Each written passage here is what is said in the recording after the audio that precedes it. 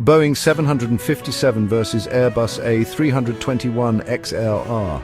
The narrow-body transatlantic fighters. The 757 carried around 200 passengers over 7,200 kilometers and was loved for hot and high performance. The A321XLR, the new kid, carries up to 244 passengers with a range over 8,700 kilometers. The 757 was tough and versatile, but discontinued in 2004. The A321XLR is fuel efficient, cheaper to operate, and replaces the 757 gap for airlines. Modern efficiency wins here, but the 757 is still a legend in aviation. Which one would you fly across the Atlantic? The classic 757 or the futuristic A321XLR?